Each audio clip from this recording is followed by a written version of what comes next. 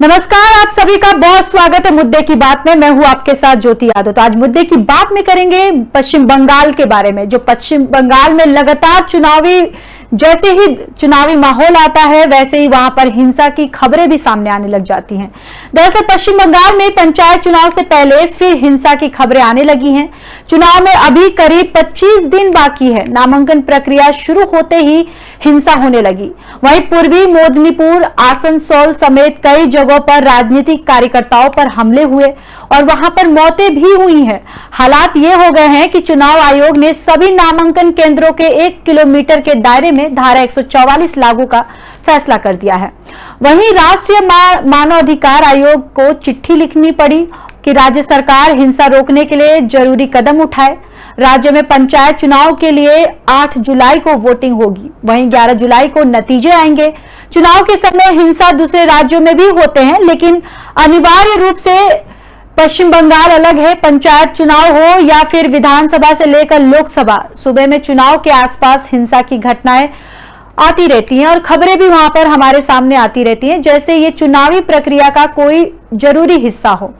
पिछले कुछ चुनाव में भी वोटिंग से पहले और नतीजों के बाद खून खराबे के साथ साथ रेप तक की घटनाएं सामने आ चुकी हैं। वहीं लोकतंत्र के गणतंत्र में बदलने का बड़ा उदाहरण 2018 का पंचायत चुनाव है। बमबारी, बूथ कैप्चरिंग, गोलीबारी सब हुई और यहां तक कि पत्रकारों पर हमले भी हुए। एम चुनाव आने वाले दिन 13 लोगों की मौत हुई और चुनाव के दौरान कम से कम 20 लोगों ने जान गंवाई।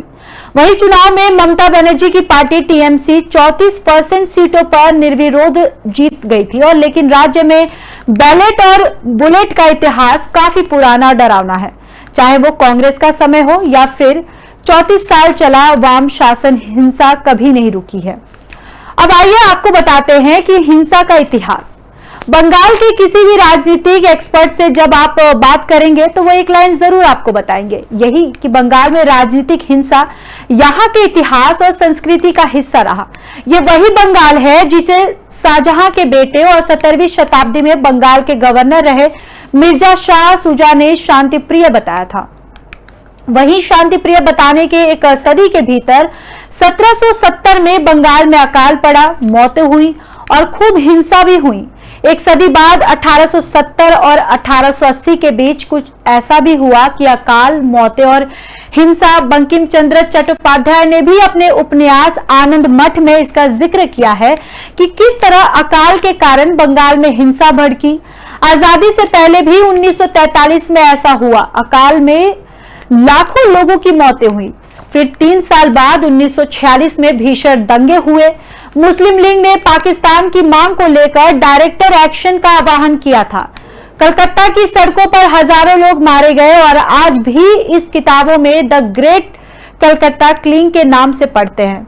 बंगाल के वरिष्ठ पत्रकार जयंता घोषणा बताते हैं कि आजादी की लड़ाई के दौरान भी हार्ड लाइन लेने वाली कई नेता बंगाल में निकले थे। वहीं आज हिंसा के लिए जिम्मेदार ठहराई जा रही ममता बनर्जी खुद राजनीतिक हिंसा की शिकार रह चुकी हैं।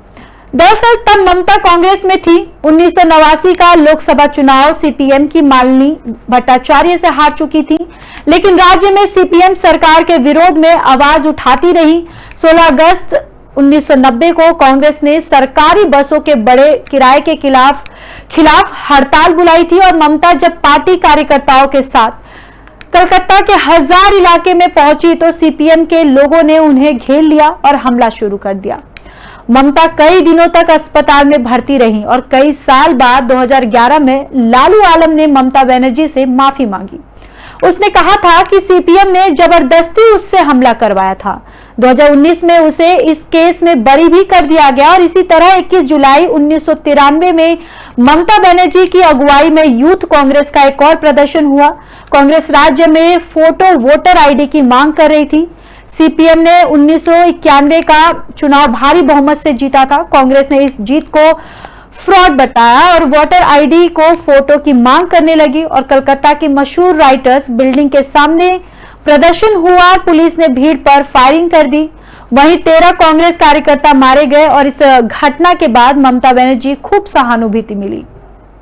वहीं कांग्रेस के भीतर रहते हुए एक अलग पहचान मिलने लगी और साल 1998 में ममता ने कांग्रेस से अलग होकर अपनी पार्टी बना ली। तो फिलहाल मुद्दे की बात में मेरे साथ इतना ही। मुझे दीजिए इजाजत। नमस्कार।